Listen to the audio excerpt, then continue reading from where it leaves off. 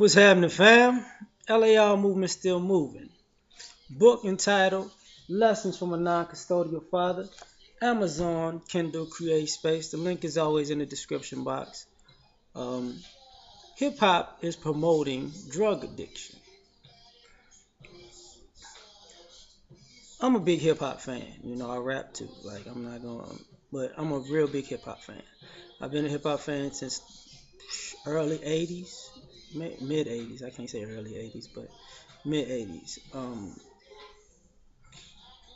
And the thing about it is, over time, you start to look at trends, and hip hop was different pre war on drugs, pre Bush's the first president, like George Bush Sr., pre his crack commercial, you know, pre three strikes laws. It was different. What was different about it was it was very diverse. Um, but after the crack commercial and the three strike laws, it began to be promoted as like a drug culture. And with that drug culture came, you needed somebody to fit the mold of the drug dealer. Because previously, the drug dealer was either white or Hispanic. But hip hop was used to promote it to be the black person, the black man, a black male particularly. Uh, so now people live in this stereotype of you've got to be dealing drugs, you know. Weed was the gateway drug because in honesty, the only thing guys was the black men was known for selling really was weed until about the 80s. You know, it wasn't really like it was Italians, Italians, Jews, Asians, Hispanics. They had all the heroin and cocaine. And what was that other drug? The love drug, whatever the hell. I forget what the name of it was. But it was basically ecstasy for that time, Quaaludes, you know, that was their thing. But, with gangster rap particularly, it started promoting us as drug dealers, which helped fuel the incarceration of a lot of people because some some of us bought into it and got our ass locked up behind it. Some of us bought into it and got killed behind that idea. Some of us didn't buy into it and got stereotyped as something that we weren't and got locked up and killed because of propaganda. So I say that to say this, you know, with the years of with the mass incarceration of a lot of us and death of a lot of us when it's drug related and the death and incarceration of a lot of us who had nothing to do with it,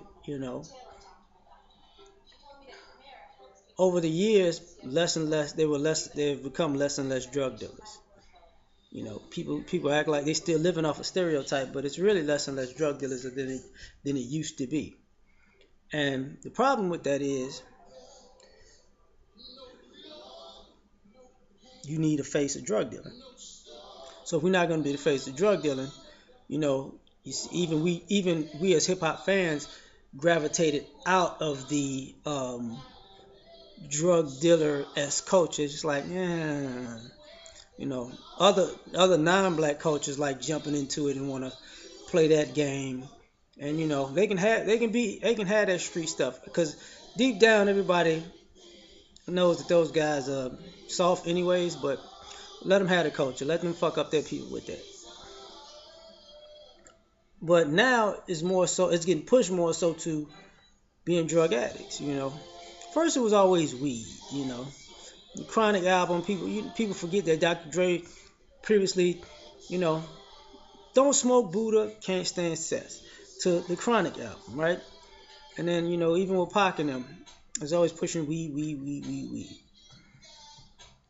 But slowly but surely, somewhere in the mid 2000s. Not really even in the mid 2000s. I mean, people forget Black Rob. At the bad time, she was whoa. He's a part. He's the sniff pain. He said what? Sniff cane for pain, like whoa, like something like that. He made that reference then that he was doing cocaine. You know, last UGK album, if I'm mistaken, I think Pimp C was talking about doing cocaine. Um, and then they have other rappers who I've listened to here and there make references, and you can see I'm going back and I'm coming up. Then of course the screwed up click, screw music was with the lean, you know, and then all of a sudden here comes this pill popping, and then you get the backlash from the lean and the pill popping. Cause like because that people don't realize lean is something that a lot of Houston people got from white folks. This is what they used to do. And probably some still do. Popping the pills and with the Percocets and Xanax. That's stuff that white people do. You got to get prescriptions for that stuff. You know, the opioids. That's stuff that white people did. They had better medical insurance and better relationships with doctors. So people forget the little Skittle parties that they used to talk about on TV with the suburban kids that just throw pills in a bowl and just take pills, and you're like, what the hell is wrong with these people? Which is part of the reason, which is the prelude to us going this country going to Afghanistan and taking over those poppy seed fields, so they can get opium to this country, aka heroin, part of the heroin epidemic. Part of Mexican cartels creating cocaine and heroin now to distribute to America, including meth. The thing about it, but the music now is used to push the drug culture. The younger rappers have, can't even say necessarily younger, because I mean you got people over 30 and under pushing lean, Percocets, and eventually, that opioid stuff is going to lead into heroin because they keep pushing drug culture. It's cool to be addicted. See, at first it was cool to be a drug dealer, now it's cool to be a drug addict. And as you notice, hip hop as a genre, has these extremes in it because they fight heavily to not market people who have a positive message, and they fight heavily to market people who have a negative message, and then turn right around and say they don't like the genre of music that they're promoting to people to kill everybody and themselves. So it's like, why don't you just promote the positive stuff? Oh, my bad, you don't want that, because the positive, a lot of the better artists in hip hop are really a whole lot better than a lot of mainstream artists musically, just like they do the same thing with soul and R&B. Like, you got to say something degenerative to get airtime. So nowadays you're seeing kids, with all the funny hair colors and the the um, the addict mentality, or grooming themselves for the addict mentality. What is that? That I forgot what you call it. I don't think it's Kush. Whatever it is, though, the synthetic weed, and that's getting people strung out because it's hard as shit, but it's cheap as hell. It's like, they're